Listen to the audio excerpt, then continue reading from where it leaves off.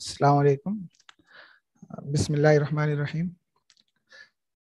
तो BLLB course, मुझे ये महसूस होता है कि आमतौर पे जो सबसे बदनाम कोर्स जिसको हम कह सकते हैं, मतलब आमतौर पे जो सुनने में आता है वो वकालत का ही कोर्स अक्सर लोग कहते हैं। मतलब हमारे जहन में तो अकबर इलाहाबादी की शायरी भी चलती रहती है कि पैदा हुआ वकील तो शैतान ही ये कहा कि आज मैं हम भी साहिब औलाद हो गए। तो इस तरह की चीजें सुनने में आती हैं, तो मेरे ख्याल से बेहतर ये है कि सबसे पहले BLLB जो कोर्स है वो उसकी ज़रूरत और उसकी अहमियत को अगर मैं बता दूं तो वो ज़्यादा बेहतर होगा। देखिए, बात ये है कि आमतौर पे जो हमें दिखता है, जो आज पूरा सिस्टम चल रहा है, जो पूरी कंट्री का, हम किसी जिले में रहते हैं, किसी गांव में रहते हैं, होता यह है कि हम अपने आधार कार्ड से लेकर के अपने जमीन, अपने घर के कागजात तक, हम क्या होता है कि लॉ से बिल्कुल घिरे हुए हैं। और हमारा कोई भी कदम होता है वो कहीं ना कहीं हम ये मान के चलते हैं कि वो सही होना चाहिए। कुछ गलत हो जाता है, अगर पुलिस आ गई कहीं पे तो लोग डर जाते हैं, मतलब कहते हैं अब क्या होगा, अब क्या होगा, सारी चीजें। और कहीं ना कहीं लॉ को ही इस्तेमाल करके जो अथॉरिटी होती है, पुलिस वाले होते हैं जिनके हाथ में पावर दी गई है, वो इसका अक्सर क्या होता है गलत इस्तेमाल करते हैं, लोगों को गलत केसेस में फंसा देते हैं। एक मैं आपको मिसाल दे सकता हूँ कि जब लॉकडाउन चल रहा था तो जाहिर सी बात है कि कहीं पे भीड़ इकट्ठा करने को मना किया गया था। कुछ लोगों ने मस्जिद में नमाज पढ़ ली जुमे की, पुलिस आ गई, उन्होंने गलत किया कि नमाज नहीं पढ़नी थी वहां पर। अब क्या हुआ कि पुलिस आई और सब 50-60 लोग थे उनको गिरफ्तार करके चली गई। फिर क्या हुआ, 2-3 दिन बाद वो सारे लोग छूट गए। तो हमें देखने को लगा, अब हम खुशी मनाने लगे कि अरे छूट गया छूट गया, लेकिन बाद में ये पता चला कि कई महीनों तक वो उन लोगों से, मतलब पुलिस जो है पैसा ले रही थी, डरा करके धमका करके, तुम वो फर्जी केस में फंसा देंगे, ये कर देंगे, वो कर देंगे, और लोग डर की वजह से वो उनको पैसे दिए जा रहे थे। ये एक छोटी सी मिसाल है, ऐसे रोजाना हजारों केसेस ऐसे होते रहते हैं। तो कहीं ना कहीं मैं समझता हूँ कि लॉ का ही गलत इस्तेमाल करके, या कभी कभी जो कभी गलत लॉ बना दिए जाते हैं उनके इस्तेमाल से सबसे ज्यादा अगर किसी लोगों को सताया जाता है, परेशान किया जाता है, तो वो कानूनी का गलत इस्तेमाल होता है। तो मैं ये समझता हूँ कि लॉ हमारे लिए क्या है कि हमारे लिए वो खुद एक हथियार भी है, हम इससे अपना बचाव कर सकें।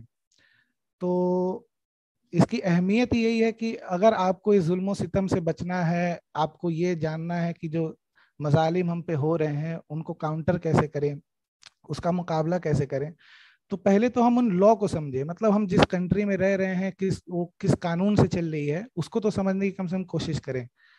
तो मैं ये समझता हूँ कि सबसे ज्यादा अहमियत अगर इस कोर्स की है तो वो वकालत, मैं ये समझता हूँ। हर कोर्स की अपनी एक फील्ड होती है, उसका एक दायरा कार होता है, लेकिन जो प्रोसिक्यूशन होता है वो आमतौर पे लॉ के जरिए किया जाता है। तो लॉ को पढ़ना ही मेरे ख्याल से वो उसका ढाल है। अच्छा, अगर इसकी अपॉर्चुनिटी पे मैं पहले आऊंगा, एंट्रेंस कैसे देना है और प्रिपरेशन कैसे करनी है उस पर बात पे आते हैं।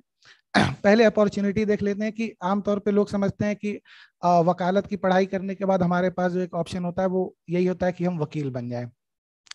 लेकिन ऐसा नहीं है। मैं समझता हूँ कि सबसे, अगर किसी कोर्स का सबसे ज्यादा वसी दायरा है तो वो लॉ का कोर्स है, क्योंकि वो एक डॉक्टर और एक इंजीनियर के काम को छोड़ करके आप हर वो काम कर सकते हैं अगर आप अंडर ग्रेजुएट बनते हैं BLLB करके या LLB करके। सबसे पहला ऑप्शन तो ये है कि जब आपके पास लॉ की डिग्री मिलती है आपको, तो पहला वो तो आपका हक है कि आप वकालत करें, जब आप चाहें आप रजिस्ट्रेशन करा लें और उसके बाद से आप वकालत शुरू कर दें जहां से आपको शुरू कर दी है। जाहिर सी बात है उसमें नॉलेज और मतलब पढ़ाई लिखाई होनी चाहिए आपकी। ऐसे नहीं कि आमतौर पे क्या होता है कि तहसीलों में और कचहरियों में हम जो आमतौर पे देखते हैं बाहर के लोग खड़े रहते हैं, नोटरी छापते रहते हैं, तो लोग उनको वकील समझ लेते हैं, हालांकि वो वकील होते नहीं है, वो उनको दलाल कहा जाता है बेसिकली। तो जो पढ़े लिखे वकील होते हैं वो जानते हैं कि वकालत क्या होती है। तो ये तो आपका मतलब आपका पूरा हक है कि आप जब आपके पास डिग्री आई तो आप वकालत के काबिल हैं।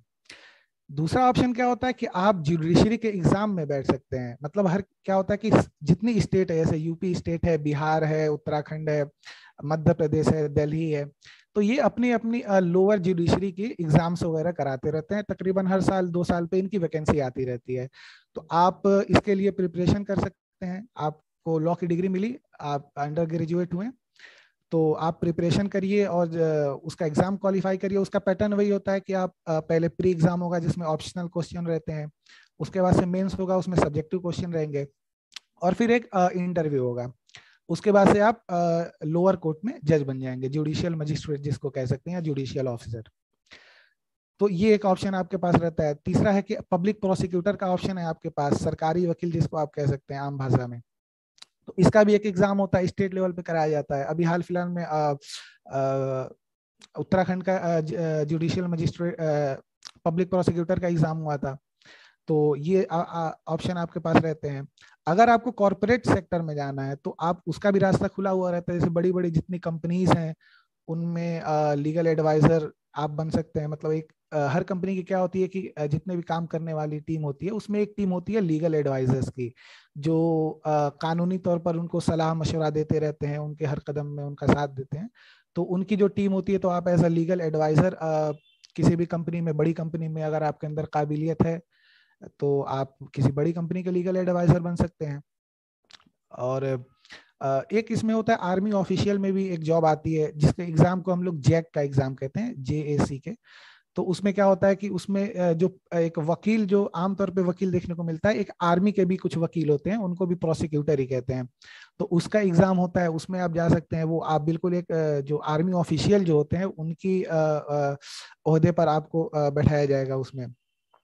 आप चाहें तो आप एकेडमिक लाइफ में जा सकते हैं, मतलब आपको खुद प्रोफेसर बनना है, लॉ का टीचर बनना है, तो आप BLLB करेंगे, फिर उसके बाद से LLM करें, PhD करें उसी से, और आप किसी अच्छे कॉलेज में, किसी अच्छे यूनिवर्सिटी में लॉ के उस्ताद की हैसियत से काम कर सकते हैं। एक ऑप्शन उसका रहता है जो UPSC की तैयारी करते हैं लोग। आप UPSC के एग्जाम में बैठते हैं, और UPSC ही नहीं, जितने भी कम्पिटिटिव लेवल के एग्जाम होते हैं, चाहे वो सेंट्रल लेवल का हो, चाहे या किसी स्टेट लेवल का एग्जाम हो, जितने भी कम्पिटिटिव एग्जाम्स होते हैं, उन सारे एग्जाम्स में बैठने के लिए आप एलिजिबल हैं। शर्त ये है कि आपको तय करना है कि आपको जाना किधर है, तो उसके हिसाब से आपकी तैयारी होनी चाहिए। तो बहुत ही वसी दायरा है। और अगर आपको नहीं भी कुछ करना, आपका जाती बिजनेस है, कोई आपके खानदान के कोई बिजनेस है, आप उसमें लगे रहें, लेकिन कम से कम आपको आपके कानून की नॉलेज रहेगी। आप जिस देश में रह रहे हैं उस देश के कानून की आपकी अगर नॉलेज है आपके पास, तो आप किसी भी गलत काम को आप अगर आपके सामने हो रहा है, अगर पुलिस किसी को गलत कर रही है, तो आप आंखों में आंखें डाल के उनके बात उनको उनसे बात कर सकते हैं। ठीक है, तो इसको आप अपना हथियार बना सकते हैं लॉ को। अच्छा, बात करते हैं प्रिपरेशंस की। तो पहले तो यूनिवर्सिटीज जैसे आमतौर पे देखिए, BA LLB के जो कोर्स, मतलब LLB के जो कोर्स होते हैं वो दो तरीके के होते हैं। एक होता है BA LLB और एक होता है LLB। BA LLB वो कोर्स होता है जो हम 12th के बाद करते हैं। जैसे स्कूल से कोई बच्चा फारिग हुआ तो उसके बाद से अगर वो लॉ करना चाहता है तो वो BA LLB करेगा। वो 5 साल का कोर्स होता है। और एक कोर्स होता है LLB का जो ग्रेजुएशन के बाद होता है। मतलब कि आपने +2 पास किया, उसके बाद से आपने BA किया या BSc किया, BCom कुछ भी किया, उसके बाद से आप लॉ करना चाहते हैं तो वो 3 साल का कोर्स होता है, उसको LLB कहते हैं। तो अभी क्या है कि जितने भी नए कॉलेजेस वगैरह बन रहे हैं तो उनमें आमतौर पे BA LLB ही रखा जाता है। अब LLB सिर्फ कुछ चुनिंदा यूनिवर्सिटीज और कॉलेजेस में पाई जाती है, जैसे उसमें आमतौर पे बड़ा नाम आता है DU का। तो वहाँ पे सिर्फ 3 साल वाला लॉ है जिसको LLB कहते हैं। और BHU में भी पड़ जाएगा, तो वहाँ पे दोनों कोर्सेज है, वहाँ BA LLB के भी हैं और LLB भी है। BA LLB जो है उसके लिए अलीगढ़ मुस्लिम university, Jamia Millia Islamia, BHU, Allahabad university हो गई आपकी, या फिर क्लैट के थ्रू एग्जाम्स होते हैं, उनमें जो नेशनल लॉ यूनिवर्सिटीज होते हैं और बड़े बड़े लॉ कॉलेजेस हैं, सिम्बोसिस हो गया, सिम्बोसिस हैदराबाद, नोएडा, नालसार हैदराबाद में जो है, तो अलग अलग अलग कॉलेजेस हैं। उस्मानिया यूनिवर्सिटी जो हैदराबाद है, वहाँ पे भी 5 साल का लॉ है BA LLB का। तो ये सारे यूनिवर्सिटीज हैं जिनके लिए आप ट्राई कर सकते हैं। बात की जाए प्रिपरेशन की, तो देखिए, दो चीज तो सबसे पहले जहन में लेके चलना है। ये है कि सबसे पहले तो आपके पास +2, अगर आपको BA LLB करना है तो आपके पास स्कूल का सर्टिफिकेट होना चाहिए +2 का। या फिर जो अलीगढ़ मुस्लिम यूनिवर्सिटी में जो ब्रिज कोर्स है या जामिया में है, तो ब्रिज कोर्स अगर आपने किया है तो आप BA-LLB करने के लिए एलिजिबल है। और अगर आपको LLB करना है तो आपका ग्रेजुएशन होना चाहिए किसी भी रिकॉग्नाइज्ड यूनिवर्सिटी से। दूसरी चीज जो आपको जहन में लेके चलनी है वो ये है कि BA-LLB के लिए जो उम्र की कैद है वो है 22 साल से कम उम्र होनी चाहिए एडमिशन लेने से पहले। मतलब आमतौर पे 1 जुलाई को मार्क रखा जाता है कि 1 जुलाई से पहले पहले अगर आपके 22 साल मुकम्मल हो जाते हैं तो आप BA-LLB के कोर्स में एडमिशन नहीं ले सकते हैं। अगर आप 1 जुलाई के बाद अगर आपकी उम्र 22 साल होती है तो कोई दिक्कत नहीं है। अगर उससे पहले हो जाती है 22 साल 1 जुलाई से, तो आप एडमिशन नहीं ले सकते हैं। असल में उसमें होता ये है कि BA-LLB जो कोर्स है ये बार काउंसिल ऑफ इंडिया के तरफ से कराई जाती है। इसकी सारी फंक्शनिंग और जो भी इसके फंक्शंस होते हैं वो बार काउंसिल ही गवर्न करती है। तो उसका ये मैंडेट है कि 22 साल उम्र कम होनी चाहिए एडमिशन से पहले। तो ये दोनों चीजें, एक तो आप +2 किए रहें, किसी स्कूल से या ब्रिज कोर्स आपने किया हुआ है, और आपकी उम्र 22 साल से कम हो 1 जुलाई से पहले पहले तक। अच्छा, अब सबसे पहले आपको क्या है कि टारगेट लेना है। मतलब आप हर किसी की तैयारी एक साथ बैठ के नहीं कर सकते हैं, तो आपको टारगेट बनाना है कि आपको कौन से कॉलेज या कौन से यूनिवर्सिटी में एडमिशन लेना है। जैसे मान लीजिए कि आमतौर पे अगर मैं खुद अलीगढ़ मुस्लिम यूनिवर्सिटी से हूँ, तो अगर आप वहाँ की तैयारी करना चाहते हैं तो सबसे पहले चीज जो आपको करनी है वो ये है कि उसके जो प्रीवियस ईयर के क्वेश्चंस होते हैं, मतलब आमतौर पे वो अलीगढ़ के पास ही यूनिवर्सिटी के अगल बगल में मिल जाते हैं किताबों की दुकानों पर। तो 2010 से लेकर के 2020 तक के जितने पेपर हुए हैं एंट्रेंस, वो आप निकलवा लें। या अगर आप जामिया के लिए तैयारी कर रहे हैं, जिस भी कॉलेज के लिए आप तैयारी कर रहे हैं, तो वहाँ की सबसे पहला काम आपको ये करना है कि वहाँ के प्रीवियस ईयर के जो क्वेश्चंस पेपर हैं उनको आप पहले इकट्ठा करें। कि सब उससे फायदा ये होगा कि आपको एक अंदाजा मिलेगा कि क्वेश्चंस रेज कहाँ से हो रहे हैं, मतलब क्वेश्चंस कहाँ से आ रहे हैं आपके पास। ऐसा ना हो कि अगर आपको इस चीज का आइडिया नहीं रहेगा तो आप कितनी किताबें पढ़ लेंगे एंट्रेंस से पहले पहले। पता चला कि आपने 10 किताबें पढ़ी और आप जब एंट्रेंस पेपर आपके सामने आया तो उसमें से 2 क्वेश्चन है जो आपने पढ़े हुए हैं, बाकी के 98 ऐसे हैं कि जो ऊपर से निकल रहे हैं। तो पता ये चला कि आपने मेहनत करी लेकिन उस मेहनत का कोई फायदा नहीं हुआ। तो सबसे पहले क्या करना है कि आपको प्रीवियस ईयर के क्वेश्चन पेपर निकालने हैं जिस भी यूनिवर्सिटी की आप तैयारी कर रहे हैं, और उसको आप पहले सॉल्व करिए। फिर समझिए कि वो क्वेश्चन कहाँ से उठा रहा है। अगर अंग्रेजी जबान के कुछ क्वेश्चंस हैं उसमें, तो वो क्वेश्चंस कहाँ से उठा रहे हैं, ठीक है। अगर उसमें कॉन्स्टिट्यूशन से कोई क्वेश्चन उठा रहा है तो कॉन्स्टिट्यूशन के कौन से पार्ट से क्वेश्चन उठा रहा है। जैसे आमतौर पे फंडामेंटल राइट से बहुत क्वेश्चन आया करते हैं, प्रेसिडेंट वाले चैप्टर से बहुत क्वेश्चन आते हैं। तो उससे आपको एक आइडिया मिलेगा। फिर आप क्या करेंगे कि कम समय में आपकी तैयारी बहुत अच्छी हो जाएगी और मेहनत कम करनी पड़ेगी आपको। और उसमें एक चीज ये है कि एक एग्जाम होता है कि क्लैट का एग्जाम होता है। जैसे मेडिकल में हम लोग देखते हैं कि एक सेंट्रल लेवल का जो एग्जाम कराते हैं वो नीट का होता है, कि उसमें आप बैठते हैं एग्जाम देते हैं और फिर जितने भी मेडिकल कॉलेजेस हैं तो उनमें काउंसलिंग होती है। या फिर आप बीटेक करने आते हैं तो आप सुनते हैं कि एक IIT का एग्जाम है। वैसे ही लॉ का एक एग्जाम होता है क्लैट का एग्जाम। क्लैट क्या होता है, वो बिल्कुल नेशनल लेवल पे होता है। उसमें आप एग्जाम देते हैं, उसमें अगर आपकी रैंक अच्छी होती है तो रैंक वाइज आपको जितने भी नेशनल लॉ यूनिवर्सिटीज हैं उनमें दाखिला का मौका मिलता है। लेकिन आमतौर पे ये होता है कि नेशनल लॉ यूनिवर्सिटीज जितनी है वो बहुत महंगी होती हैं। वहाँ पे रहने का खाने पीने का खर्चा जो है वो बहुत ज्यादा है, फीस बहुत महंगी होती है वहाँ की। तो आमतौर पे क्या होता है कि लोग जो है वो जितने सरकारी यूनिवर्सिटी ऐसे ऐसे AMU हो गया, जामिया हो गया, BHU, इलाहाबाद, लखनऊ यूनिवर्सिटी, तो इनको लोग ज्यादा प्रीफर करते हैं। तो मेरी भी राय यही है कि आप इन यूनिवर्सिटीज को टारगेट करें, क्योंकि क्लैट का पैटर्न भी बिल्कुल अलग होता है। तो उसकी आप अगर आप तैयारी करते हैं तो फिर AMU, जामिया, इन सब को आपको भूल जाना पड़ेगा। कुछ हद तक जामिया में मदद मिल सकती है क्लैट के पेपर से, लेकिन अलीगढ़ में कोई फायदा नहीं होगा क्योंकि दोनों का पैटर्न बिल्कुल अलग होता है। बात करें अगर अलीगढ़ के पैटर्न की, तो उसके सिलेबस में क्या होता था, पहले कुछ साल 2-3 साल पहले सब्जेक्टिव भी क्वेश्चंस आया करते थे, अभी उसे हटा दिया गया है। अभी क्या है कि ऑब्जेक्टिव क्वेश्चन है सिर्फ, और उसमें 40 नंबर के आपका इंग्लिश आता है, 40 नंबर का करंट अफेयर, जनरल नॉलेज और उसी में जो लॉ के क्वेश्चन है वो आएंगे, और 20 नंबर की रीजनिंग होती है। तो देखिए इंग्लिश में क्या है कि सबसे पहले तो एक लीगल मैक्सिम्स वगैरह आते हैं, लॉ में पढ़ाया जाता है आपको, वो लैटिन टर्म होते हैं लॉ के रिलेटेड, तो वो आपको याद करने पड़ते हैं। उसमें एंटोनेम सिनोनेम कुछ वर्ड दे दिए जाएंगे, उनका मतलब कौन सा उनसे कौन सा वर्ड उससे मैच कर रहा है उसके बारे में पूछ दिया जाएगा।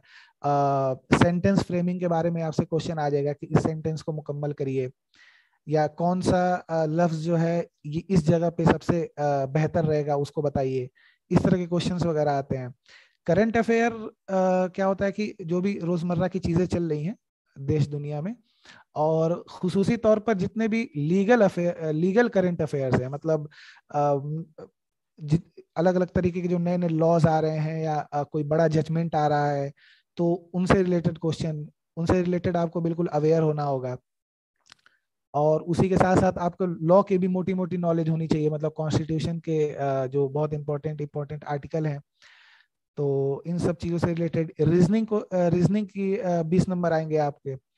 तो उसमें क्या है कि कुछ ट्रिक्स वगैरह आपको दे दी जाती हैं उसमें, जैसे कि कुछ नंबर सीरीज मिल जाएंगे कि 3, 5, 7, उसके अगला नंबर क्या आएगा, तो इस तरह की चीजें। या फिर एक ब्लड रिलेशन का आता है कि इसके बुआ के लड़के का बाप, इस तरह मतलब ट्रिकी क्वेश्चंस होते हैं उसमें। डिस्टेंस से रिलेटेड क्वेश्चन आते हैं कि एक बंदा इतनी ईस्ट की डायरेक्शन में, मशरिक की डायरेक्शन में इतनी दूरी पे जा करके वो नॉर्थ की तरफ मुड़ जाता है, तो उसमें मतलब कितना वक्त लगेगा, या फिर वो अब उसका चेहरा किस तरफ होना चाहिए। तो इस तरह के ट्रिकी क्वेश्चंस होते हैं। तो और जामिया एमयू में एक जो सबसे बड़ा फर्क है उन दोनों के एंट्रेंस में, वो ये है कि जामिया जो है वो लीगल एप्टीट्यूड पूछता है आपसे। लीगल एप्टीट्यूड क्या है कि एक आपको केस दे दिया जाएगा कि एक बंदा है, उसने बी का जो है पर्स उसके बिना परमिशन से उठा लिया है। ठीक है, अब वो बी अपना पर्स ढूंढ रहा है, उसको मिल नहीं रहा है, इस तरह के एक केस बना देगा, और फिर आपको पूछेगा कि इसमें सही फैसला जो है वो क्या होना चाहिए। तो ये चीज जो है ये आपको जामिया में देखने को मिलेगा, ये एएमयू में नहीं पूछा जाता है। तो इसके लिए मैं ये समझता हूँ कि एक किताब आती है क्लैट प्रिपरेशन की, बहुत मोटी किताब होती है। अगर वो सिंगल एक किताब आप ले लेते हैं तो और आपको अगर ये मालूम है कि उनमें कौन कौन से चैप्टर्स आपको पढ़ने हैं, तो आप लॉ, एएमयू के लॉ, जामिया, बीएचयू, जितने भी मैंने नाम बताए थे, उनके एंट्रेंस की तैयारी आप कर सकते हैं। इलाहाबाद यूनिवर्सिटी में ये है कि वहाँ पे हिंदी में लॉ कराया जाता है, तो आमतौर पे क्या होता है कि हिंदी अ, बहुत मुश्किल होती है। हम लोग जो समझते हैं कि जो बात करते हैं पहले तो हिंदी होती ही नहीं, और जो कानून के एतबार से जो हिंदी है वो बहुत टफ होती है, तो उधर जाने का कोई फायदा है नहीं। तो main target AMU, Jamia, BHU, और अगर एलएलबी करना चाहते हैं तो डीयू का रख सकते हैं, या फिर उस्मानिया जो हैदराबाद में है उसको आप टारगेट में रख सकते हैं। तो एक किताब जो मैंने बताई वो है क्लैट प्रिपरेशन की, तो वो सबसे इम्पोर्टेंट किताब है तैयारी के हिसाब से। अगर और रीजनिंग के लिए एक किताब आती है अरिहंत की, अरिहंत की एक आता है टेस्ट ऑफ रीजनिंग करके ऐसे, वो आप रीजनिंग के लिए किताब ले लीजिए, और वो किताब अपने आप में मुकम्मल है। मतलब आप किसी भी कम्पिटिटिव एग्जाम में, आप लॉ को हटा दीजिए, अगर और भी कोई कम्पिटिटिव एग्जाम है तो उसके लिए वो मोर देन सफिशियंट किताब है, उसमें आपको हर चीज मिल जाएगी। तो दो किताबें मैं सजेस्ट करूंगा। एक तो क्लैट प्रिपरेशन की आएगी, मोटी सी किताब होती है वो, और एक अरिहंत की रीजनिंग। तो ये दोनों, और ये बाकी आपकी मेहनत है। और जो लोग अगर कोचिंग ज्वाइन करना चाहते हैं, तो आमतौर पे क्या होता है कि कोचिंग से आपको फायदा होता है, थोड़ा बहुत फायदा तो है, मैं ये नहीं कहूंगा कि उसमें कोई फायदा नहीं है। लेकिन अगर आप इस भरोसे से ज्वाइन करते हैं कि कोचिंग में ज्वाइन कर लूंगा तो मेरा एंट्रेंस तो हो ही जाएगा, तो ये बिल्कुल गलत सोच है। तैयारी आपको खुद ही करनी होती है। बस ये है कि अगर आप अकेले तैयारी कर रहे हैं तो आपको मटेरियल खुद ढूंढना पड़ेगा, आपको खुद देखना पड़ेगा कि मुझे क्या पढ़ना है और क्या छोड़ना है। कोचिंग का फायदा ये होगा कि वो आपको ये बता देंगे कि आपको ये पढ़ना है और ये छोड़ना है, बाकी पढ़ना आप ही को है। तो और बहुत माशाल्लाह से जो ये फोरम है, ऑल इंडिया मदरसा स्टूडेंट फोरम, ये मदरसा ग्रेजुएट्स की तैयारी के लिए भी मतलब कुछ काम कर रही है और आगे कुछ मंसूबे बन रहे हैं। तो इंशाल्लाह उसमें कुछ प्रोग्राम वगैरह ऐसे चलाए जाएंगे जिसमें लड़कों की तैयारी कराई जा सके। तो मैं समझता हूँ कि इतना एनफ है।